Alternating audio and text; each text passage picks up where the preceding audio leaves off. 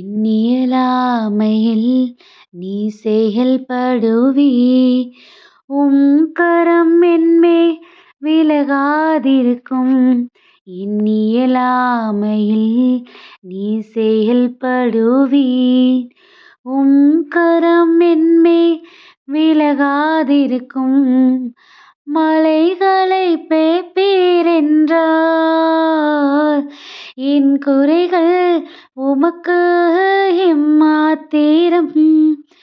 மரித்தோரை எழச் செய்தீரென்றால்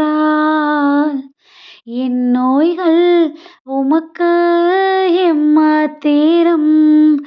கிரகிக்க முடியா காரியம் செய்வீர்.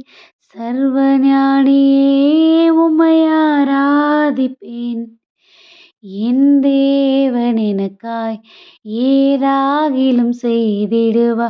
என்றாகிலும் என்னை மறந்தது உண்டா? என் தேவன் எனக்காய் ஏதாகிலும் செய்திடுவா.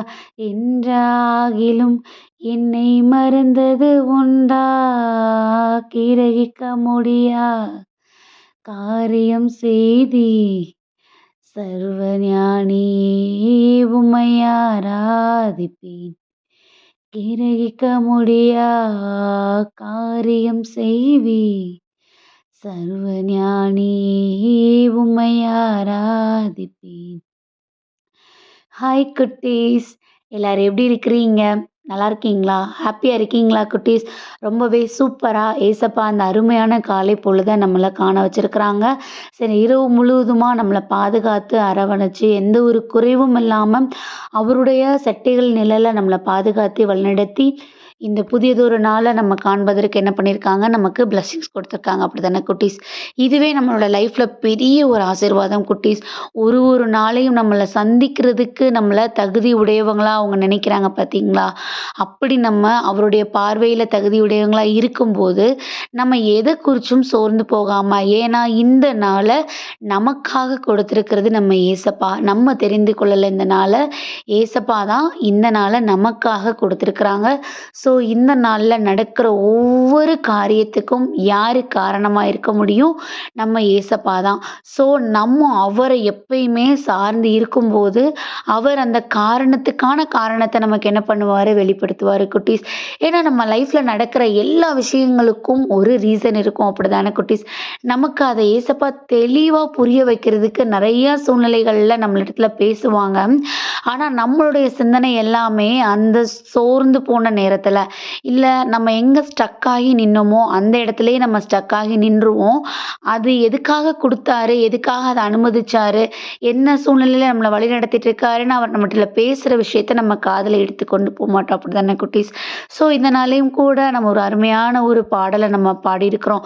ஏசப்பாவை நம்ம எந்த அளவுக்கு நம்ம வந்து அக்செப்ட் பண்ணிக்கிடணும், எதுக்காக நம்ம அக்செப்ட் பண்ணிக்கிடணும் அப்படின்னா, நம்ம லைஃப் நம்ம ஓடி உழைக்கிறது, நீங்கள் படிக்கிறது, நீங்கள் பெரிய ஆளாகி நல்ல சம்பளம் வாங்கணும், நல்ல வேலைக்கு போகணும்னு நமக்கு பெரியவங்க கொடுக்குற அட்வைஸ், இது எல்லாமே இந்த ஒரு லைஃப்பை நம்ம ரொம்ப சேஃபாக ஜாலியாக நம்ம கொண்டு போகணும் அப்படிங்கிறதுக்காக தான். அப்போ அது சேஃபாக ஜாலியாக இருக்கணும் அப்படின்னா அதுக்கு தேவையான ஒரு விஷயம் நம்மளிடத்துல இருக்கணும்.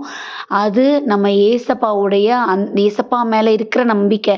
ஏன்னா நம்ம லைஃப்பில் நடக்கிற எல்லாத்துக்கும் ஒரு ரீசன் இருக்குன்னா அதை நம்ம புரிஞ்சுக்கிட்டணும்ல. அதை புரிஞ்சுக்காததுனால தான் நம்மளுக்குள்ளே இப்போ நிறைய போராட்டங்களும் சோர்வுகளும் நம்மள இடத்துல வர்றது உண்டு. அப்போது அதை நமக்கு புரிய வைக்கிறது யார் அப்படின்னா நம்மளுடைய ஏசப்பா தான் குட்டீஸ்.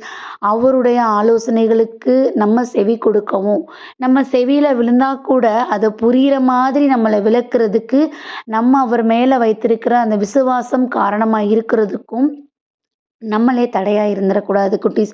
நம்மளோட செயல்பாடுகள் தடையாக இருந்துடக்கூடாது. எப்பயும் அவர் மேலே உறுதியாக இருப்போமே. நம்ம பைபிளில் நம்ம ஒரு அருமையான ஒரு விஷயத்தை நம்ம படிச்சிருப்போம். ஏசப்பா கடல் மீது நடந்து வரும்போது அவங்க சீடரை அவங்கள பார்த்துட்டாங்க. ஏசப்பாவை பார்த்துட்டு என்ன பண்ணுறாங்க, அவங்கள வான் கூப்பிட்டோடனே அவங்களும் அந்த அலை மேலே நடந்து வர்றாங்க. ஏசப்பா கண்ணு முன்னாடி இருந்தால் கூட அவங்களுக்குள்ள என்ன ஆயிடுது, ஒரு தடுமாற்றம் ஆயிடுது. அவங்க பயந்து போய் தண்ணிக்குள்ளே விழ போயிடுறாங்க. ஏசப்பா அவங்கள கரம் பிடிச்சு தூக்கி விடுறாங்க.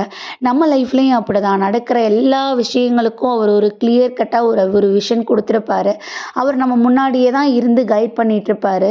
நம்ம அவரை பார்த்துக்கிட்டே என்ன பண்ணுவோம், பயப்படுவோம். நம்ம அவரை பார்த்துக்கிட்டே அந்த விஷயத்தில் சோர்ந்து போவோம். அவரை பார்த்துக்கிட்டே அந்த விஷயத்தை குறித்து கண்ணீர் வடிப்போம். அதனால தான் அதில் இருக்கிற சோர்வு பெருசாகவும் அதில் இருக்கிற தடுமாற்றம் நம்ம லைஃப்பில் பெருசாகவும் இருக்குது. அது அதை அதில் கைட் பண்ணிட்டு இருக்கிற நம்ம ஏசப்பா நம்ம கண்ணுக்கு தெரிய மாட்டேங்கிறவங்க, அப்படி தானே குட்டீஸ்? ஸோ நம்மளை எப்பயும் கை தூக்கி விடுறதுக்கு எந்த சூழ்நிலையாக இருந்தாலும் கூட அதிலிருந்து நம்மளை மீட்டெடுத்து தூக்கி விடுறதுக்கு நம்ம ஏசப்பா நம்ம கூட இருக்கிறாங்க. ஸோ அதை நம்ம இந்த லைஃப்பில் எப்பயுமே நம்ம மறந்துடக்கூடாது. அதை தான் இன்றைக்கும் கூட ஏசப்பா நமக்கு வசனமாக கொடுக்குறாங்க. யோவான் 14:6 படியாக நமக்கு பேசுகிறாங்க. வாழ்வும் வழியும் உண்மையும் நானே, என்னால் அன்றி எவரும் தந்தையிடம் வருவதில்லை. நமக்கும் தந்தை கடவுள் நமக்கு கொடுத்திருக்கிற காரியங்களுக்கும் ஒரு நிலையான ஒரு பிரிட்ஜ் வேணும் அப்படின்னா அது நம்ம ஏசப்பா தான். தந்தை கடவுள் தான் நமக்கு 10 கட்டளைகளை கொடுத்துருக்குறாங்க. 10 கட்டளைகளை நம்ம ஃபாலோ பண்ணணும். அது ஆதி காலத்தில் கொடுத்ததுன்னு நினைக்கக்கூடாது. அதுதான் நம்ம லைஃப் லாங்காக நம்ம ஃபாலோ பண்ண வேண்டியதுக்கு நமக்கு கொடுத்துருக்கிற ரூல்ஸ். ஸோ நம்ம அதை ஃபாலோ பண்ணணும் அப்படின்னா நம்ம கூட ஏசப்பா இருக்கணும். அவர் சொல்லிய வார்த்தைகளும் அவருடைய வழிகாட்டுதலும் நம்ம கூட இருக்கும்போது மட்டும்தான் நம்ம தந்தை கடவுளுடைய பிள்ளைங்களாகவும் வாழ முடியும். ஏசப்பாவுடைய செல்ல குழந்தைகளாகவும் எப்போ இருக்க முடியும். தூய ஆவியாருடைய நிழல்லையும் நம்ம லைஃப்பை கொண்டுட்டு போக முடியும் குட்டீஸ். ஸோ அதுக்காக இந்த நாளில் நம்மளை முழுவதுமாக ஏசப்பாட்ட ஒப்பு கொடுத்து ப்ரேயர் பண்ணுவோமா? அன்பான ஆண்டவரே, இந்த நேரத்திற்காக நன்றிப்பா. தகப்பனே, எங்களுடைய வாழ்க்கைக்கு எங்களுக்கு வழிகாட்டியாக எங்களுக்கு நிறைவாக நீங்கள் இருக்கீங்க. இம்மட்டுமாய் எங்களை பலப்படுத்தின நீங்கள் இனி என்ன சூழ்நிலை வந்தாலும் கூட உம்மாலன்றி எங்களுக்கு ஹெல்ப் பண்ண வேறு யாராலுமே முடியாது டாடி. உங்களுடைய கரங்களில் எங்களை ஒப்பு கொடுக்கிறோம். ஆமென்.